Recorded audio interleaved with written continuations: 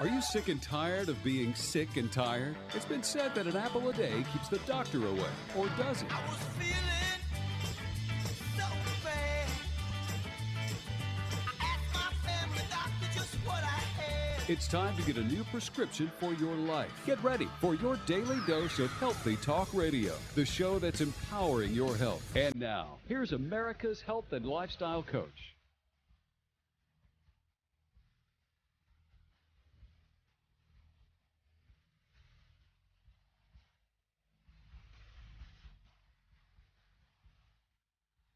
Live. Do you want to get well? This is a show where your health is your wealth. Thriving is more important than just surviving, and the only thing lost are those unwanted pounds. And this is Healthy Talk Radio. From heart disease, aches and pains, to even your basic cough and sneeze. This is Talk Radio that's empowering your health. Thanks for joining us. Phone lines are open, 888-283-7272. That's 888-283-7272. Or you can always send me an email. We are your prescription for change. Let's kick it off and go with Rose. Hi, Rose. Yes. Hello? How can I help, darling? Oh, I'm calling about my father. He's 75 years old, and he's having a lot of vascular problems. Okay. He's had 6 amputations, and every time he gets an amputation, his skin starts dying around the amputation, and I'll have to go and scrape it. And all right, well, now, obviously, does he have diabetes? he has vascular disease, diabetes, and he's had heart failure. Okay. Now, what all has he changed? Has he made any major changes in his life? Talk to me a little bit about his lifestyle, what he does now. I mean, if he's losing, the different, what has he lost limb-wise, or talk to me a little bit about that.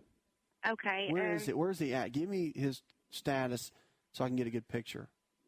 Okay. It started off with a toe, and then took his toe off, and Which then they had toe? to take Which toe? it was a middle toe, I believe, a middle toe, and then it spread, and then they had to take off 3 toes, and then they took off his ankle, and then they took up to his kneecap, and then it started on the other foot, and so far he's up to both above his knees right now. Okay. And I was wondering if there was anything I could do to help his skin grow back healthy. Well, as far as his skin growing back healthy, there's not a lot you can do as far as this regard, because the challenge is that he's in a place where the diabetes is playing a pretty big role. He's got the devascularization due to the vascular disease, and he's had heart failure. So he's got a lot of chips against him. The one thing he can start doing more than anything is to change the way that he eats, watching the nutrition that he puts in his body. Supplements can be helpful. But, I mean, again, this is not going to create drastic change, but at least it can be some things that he can start working on. Because it's better to start at least working on some things that can help. But just know that things have already gotten to a pretty tough place. But I know what you're saying is you don't want it to get any worse, right? That's kind of what you're shooting for, is that you don't want it to get any worse. And so for the skin to become healthy and for the skin to get better, you just have to start doing things like omega-3 fatty acids. You have to start working on those. Anything that supports skin health is going to be helpful. Silica is really great, and you can get all that sort of thing in a health food store. But as far as the nutrition goes, plenty of lean quality proteins, very important. I'd cut out any type of inflammatory type food that would hinder any type of digestion process, because as you do that, you're going to increase the body's ability to make good new healthy cells. And at the end of the day, that's going to be the key for him. Because even though he's in a tough spot, at least he can be proactive about his health. But obviously, if he has diabetes and he's struggling with getting over heart failure, those sorts of things, I mean, that is a challenge within itself. It is. But I would encourage you, as you're working with his physicians, to make sure that you come up with a good nutritional game plan. And that includes, eating plenty of foods, lean quality proteins, low glycemic carbohydrates, cutting out the grains and the starches and whatnot. And some people would say, well, my gosh, he's already had portions of his limbs amputated. Let the guy eat whatever he wants to. And there are some people that have that attitude. I don't. Simply because I believe that our health is a gift, and whatever we do with our health is our gift of giving back at whatever stage in life we're in, or whatever stage of a health challenge that we're in. You should never give up, and you should always come up with a game plan. Now, depending on what his doctors say, vitamin C has really good reputation for helping with skin, hair, and nails as well, and building those. And I'm not saying take a high dose of it. I'm just saying make sure that either he's getting it from his foods or, some form that he can get it from. A whole food source is always the best. And if he's got to do supplements, make sure it's at least a natural-based supplement of some kind. And if you go to a good health food store, they can walk you through all that sort of thing. But silica or silicone, they make supplements like that. And for years, that's been known to produce healthy skin, healthy hair, healthy nails, that sort of thing. And as he's getting blood work done in the middle of all this, there's a lot he can do. I mean, he's in a fight right now. And the last thing he needs to do is just kind of sit back and give up. I know you know that, but he needs to know that. And you need to tell him that as far as being his cheerleader in the middle of it all. The biggest thing I would focus on, if I were you, if this was me, is doing whatever exercise he can. You're thinking, well, he's lost both legs. Well, it doesn't matter. Because they make actual bikes that you can use with the arms, the upper body. They use it a lot of times to strengthen rotator cuff. They use it a lot of times in physical therapy. You can go to a physical therapy based on a referral from his physician, and he can start doing some upper body exercise that will increase vascular flow if he can handle that. I don't know at what level he's at, if they would okay that or not. Making these choices makes a difference. And if you need some good websites to go to, you can go to lifestyleresearch.org is a good website to get some help. Also, Mercola is a good website to check out. There's some good websites to get good information regarding that. But at the end of the day, he's got to make the best choices for him. And you helping him by getting information is good, but he has to make the changes. And that's what I would encourage him to do. There's not a silver bullet if you're asking me for skin growth. There are some things that can help, but it's more about coming up with an overall plan that will enable and empower his body to regenerate the good new healthy cells in the middle of what he's dealing with, and to fight the body and help do anything he can to help support the pancreas, to do anything he can regarding that will be his greatest help. 888-283-7272. Check us out on the web. Let's go to Aaron. Hi, Aaron. Hello. How can I help, darling? My husband, his toenails are really thick and yellow and kind of flaky, and he's tried several over-the-counter treatments, and they don't really work. His latest thing is putting bleach on him, and it's sort of helping, but I just wondered if there was something else he should be doing. Yeah, has he done any drug by his physician, like nystatin? Has he done any type of antifungal, anti-yeast related medication? Not. So just over the counter, right? Yeah, Lamisil, right. That sort of thing. Yeah, those sort of things. Okay. Yeah, well, he's got two options, okay? Now, you can get pretty aggressive after the toenail fungus, which is what he has. Sounds like it anyway. You can get pretty aggressive. Nystatin is a really good medication. A lot of physicians will recommend, and it's a pretty short-based treatment, but it has great results to it for some people. The others, you can go more of a natural route for toenail fungus, and that involves using ionic silver, echinacea. There are some different components that will help with that as well. It's a lengthier process. I'll mention that to you in just a moment when we come out of this break.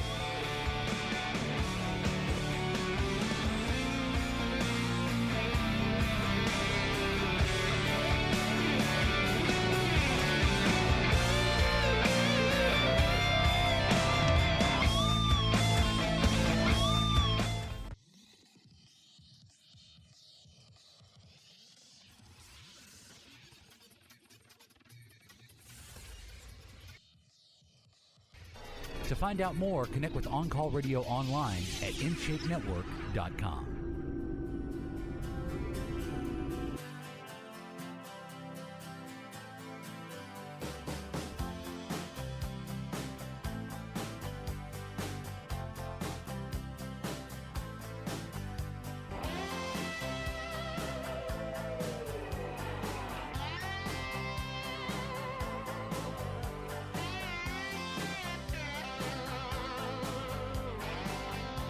we were talking in the break with Erin. She was talking about her husband's toenails, dealing with toenail fungus, really, is what's going on. And they've tried some over-the-counter medications. They haven't really worked. And we were talking about going into something deeper. A lot of physicians will recommend something like nystatin, typically, if they want to go for yeast infection, potentially, and sometimes with fungal-related infections as well.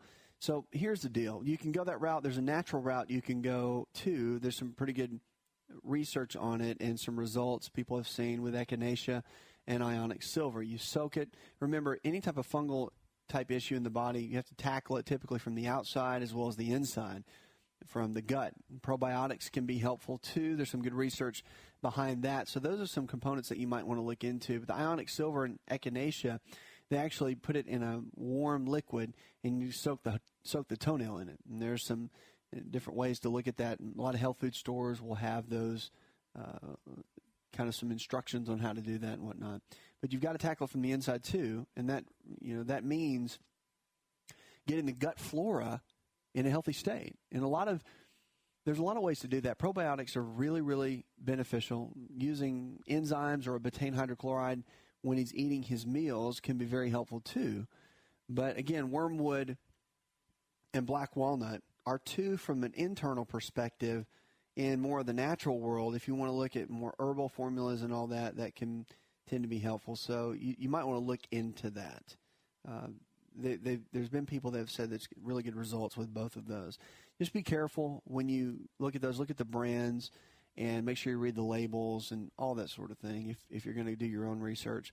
Because with black walnut, wormwood, those types of antifungal type herbal formulas, if you will, if you look in all the standard text on dosages and all that, you have to cycle those, they say, in a lot of the books, like the PDR guide, which is a standard guide, will tell you that it's better to cycle those. Like when I say that, it's taking them 7 days on and 7 days off or 14 days on. You have to look at that. And again, the people in the health food stores will be able to guide you in that process. But if that doesn't work, if you want to go that natural route, if you're thinking about that, just keep this in mind. Again, I'm just the guy to give you information. So keep this in mind that if that doesn't work, there are medications that your primary care physician can give you that are not really, I mean, when you think about, I know everybody's worried about side effects, but they do work and they can knock things out fairly quickly, and you can kind of get back onto it. The toenail fungus can be a real challenge, and it can linger for a long time. Some people have a really, really tough time getting rid of that. So I hope that's helpful. Some of the natural things can work, and like I said, they work for some people, some they don't. All right, thanks for the call. 888-283-7272. That's 888-283-7272. The memory of teens might be affected by binge drinking. Now, I know that teenagers don't drink. I know this is something that that they don't do. Of course, it's something that they do. It's widely known, binge drinking.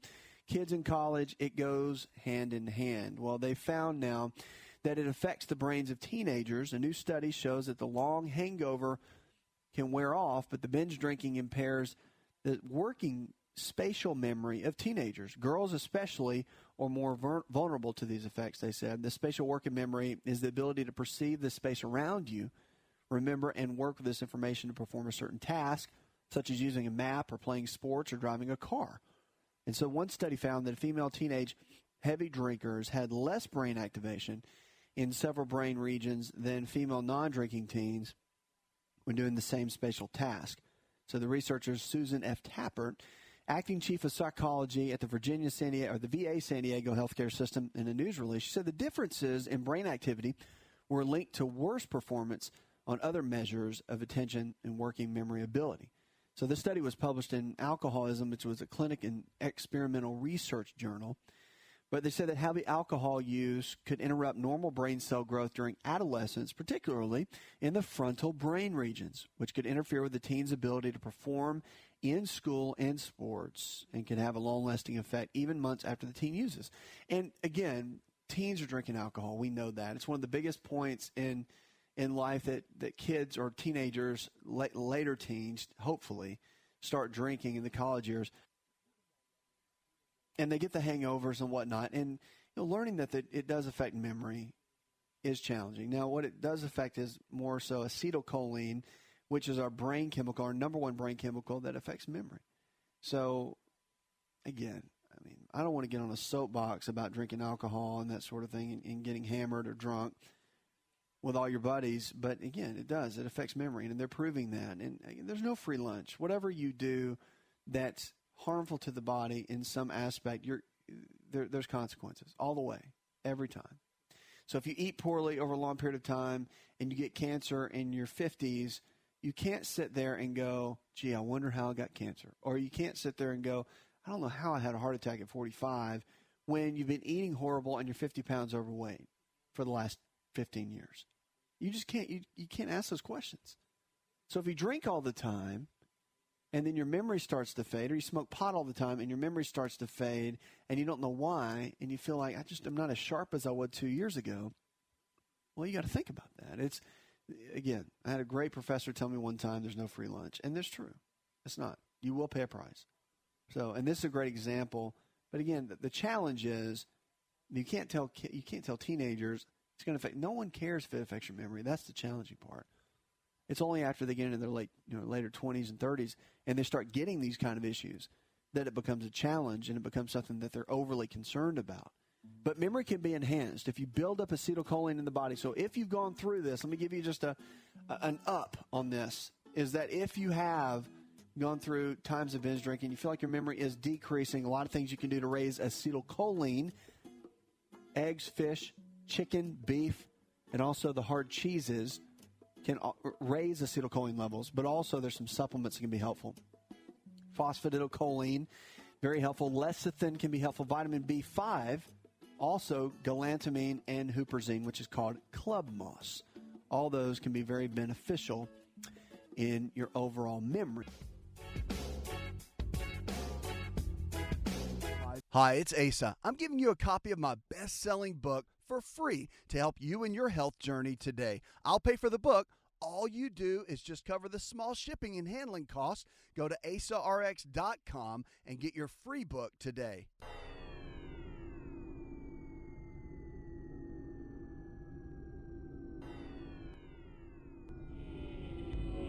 To find out more, visit the show online, InShapeNetwork.com.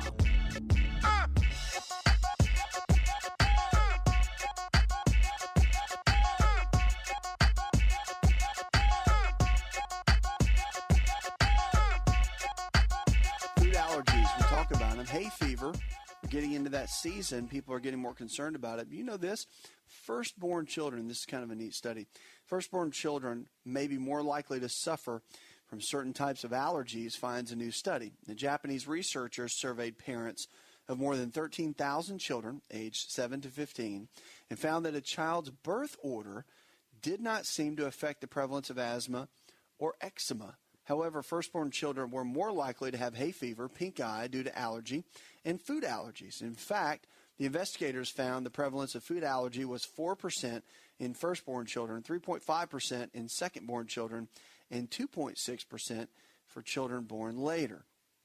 It has been established that individuals with increased birth order have a smaller risk of allergy. However, the significance of the effect may differ by allergic diseases. The first author of the study, Dr. Kunosaki of the Pediatrics Department of the Medical Center for Children at the Kyoto University, both in Japan, explained that in a news release from the American Academy of Allergy, Asthma, and Immunology that the study was scheduled for presentation this past Sunday at an annual meeting for the American Academy of Allergy, Asthma, and Immunology held in San Francisco.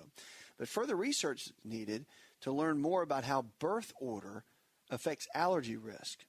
The colleagues concluded, says experts noted that the research presented at the meetings has not been subject to the same type of rigorous scrutiny given to research published in peer-reviewed medical journals here in the States.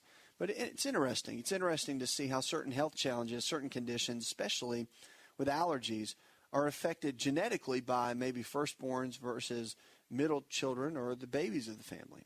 So it'd be interesting to see the kind of research that comes out around that, because allergies are something that affects so many people. I think really if we can learn about more of the root cause and getting the body to break down proteins better, which will cut down on the release of histamine, which is really the culprit of allergies and why we struggle with them. so much. I think within that will lie the true reason of why there's such a struggle in cutting down on histamine, increasing the absorption of proteins and the breaking down of proteins. That's where everything truly lies for us to be able to get well, stay well, and live well. 888-283-7272. That's 888-283-7272. We've got our food for the day coming up. You don't want to miss that. Let's go now to Laura. Hi, Laura. Hello. How can I help you? Can you hear me? I hope so. Okay. Yes, I can. Oh, good. Well, I called tonight because I've been struggling with bioidentical hormones. I had a complete hysterectomy in 2003, and so just have had, issues with night sweats and chills and that kind of thing. But lately, I've had a lot of nausea and bloating. And when I had my hysterectomy, I also had a tummy tuck, and I've had 2 C-sections. And so having some issues now with bowel changing, and went to the doctor, a different doctor today, and she said I shouldn't be on progesterone because I don't have a uterus, and my other doctor totally disagreed. And so anyway, now I'm having issues, and they're thinking maybe scar tissue is causing obstruction or some kind of problems with my organs. So is there anything I can do, nutritionally to avoid any other surgeries, if that's what I need? There's a lot you can do nutritionally. What are they just telling you that not to? I mean, there's nothing. They're not suggesting anything for you, your physicians? The one I went to today said get off the progesterone for a couple of weeks, take Prilosec, and see if your symptoms go away. But if you end up starting vomiting or cramping, to basically get to the ER right away. Oh, gosh. Yeah. Well, isn't that nice? Well, it's first of all, when you've had a hysterectomy and you're dealing with all the challenges that go along with that, there are a lot of supplementation type things you can do to get your body to kind of balance out. There's food choices you can make that will help your endocrine system, your hormone system, and one of those is making sure that you're getting plenty of fats in your diet. Do you eat healthy? Give me a little bit of background on you as far as your eating plan and kind of your lifestyle habits. Okay. I eat healthy. I mean, I'll have a protein smoothie in the morning. Sometimes I'll throw spinach in it or oatmeal. Lunch is typically a salad and some kind of protein. And dinner, again, would be some kind of protein, vegetable, and starch. I drink a lot of water. I don't drink pop. I don't drink juices. What else? I mean, I work out probably 3 times a week. I play tennis again. I mean, I'm 50 years old. I'm 5'4", and I weigh 126. So I'm pretty thin. Got it. I got it. And fit. Yeah. Well, okay, so I'm not hearing a lot of fats in your diet. Is that right? I didn't hear a lot of that. Protein, I'll starch, eat pizza. vegetable. That's my downfall. Right. I mean, I'll eat pizza. I try to stay away from cheese and dairy. I don't do dairy for the most part other than cheese on pizza. Okay, let's talk about this for just a moment. How many tablespoons of cod liver oil are you taking a week? Actually, we take a form of a fish oil, and I probably get 2 or 3 tablespoons a week. So pretty much at every meal, you need to be eating some fat and probably with some snacks in between, like a handful of nuts. Those kind of snacks will make a huge difference in it because you have to have at least 30% fat in your diet to keep things balanced within the body, meaning to make sure that your hormones are balanced out, that they're going to be working at the highest level that they can work, and that you're not shortchanging yourself. If you cut your fat down to 10, 15% of your diet, your hormones are going to begin to shut down. And they're not going to be working to their best level, and that's not going to be good for anyone. You have to have those hormones working so they can function at that peak level. So just something to think about. That is and when I see and talk to anybody about hormones, whether it's a guy or a girl, that's the first thing you got to look at. You've always got to look at the first things first within the diet plan. Always look at, when it gets down to it, always look at how you're doing things. And you want to make sure that you're eating the right kind of foods, making the right kind of choices, making the right kind of decisions. Supplements that are beneficial, wild yam root, very good, helps with kind of mimic progesterone levels, and black cohosh is good for mimicking estrogen levels.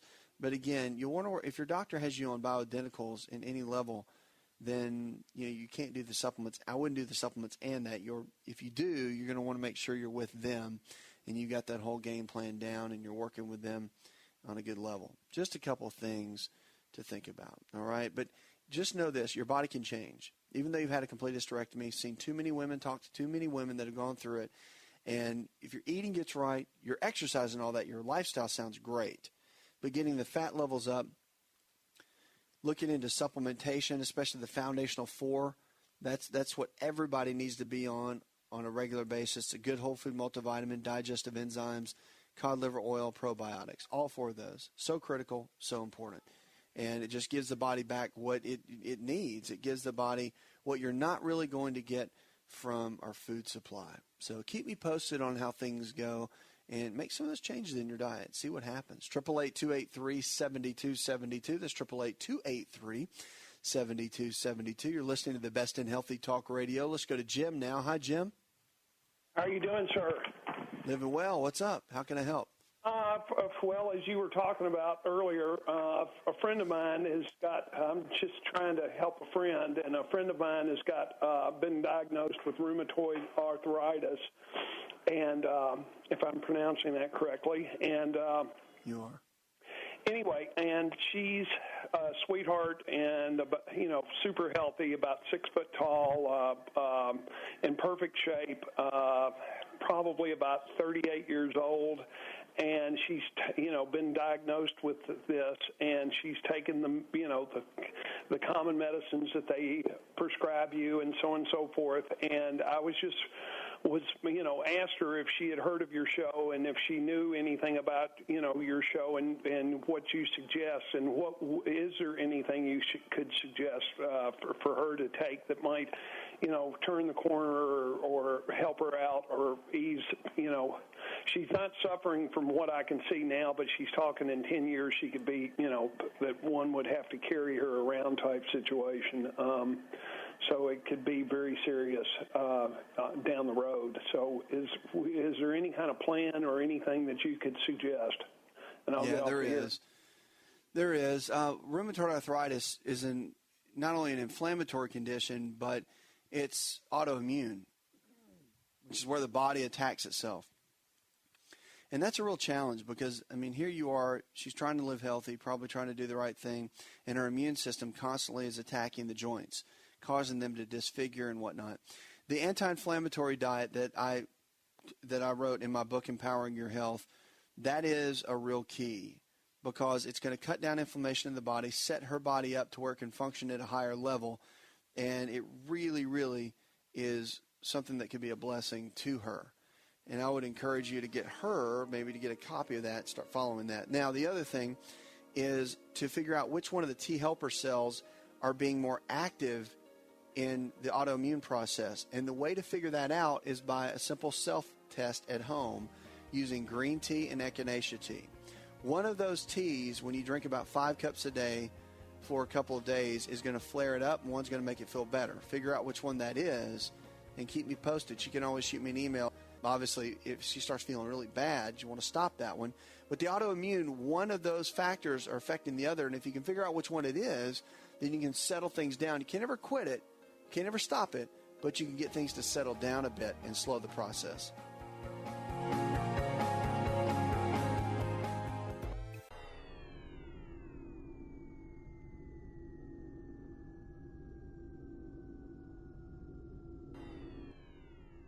Connect with On Call Radio and watch On Call TV at InShapeNetwork.com.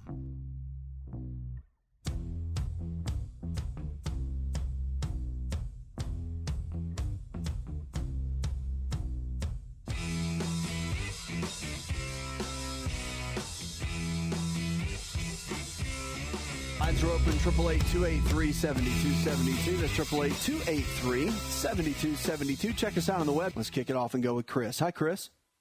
Thanks for taking my phone call. Absolutely, man. How can I help?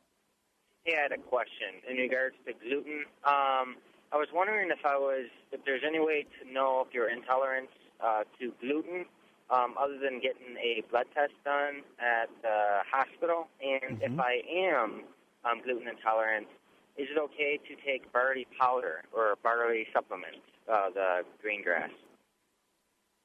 Well, you can. I mean, the barley supplements are okay. I mean, it's super green formulas, green food, green drinks. They're all fine. I mean, it just depends on what it's made from and the different products, because there's only 4 components or 4 grains that don't have gluten in them: rice flour, hemp flour, buckwheat flour, and then also the buckwheat flour, rice flour, hemp flour, and the coconut flour. Those are the 4.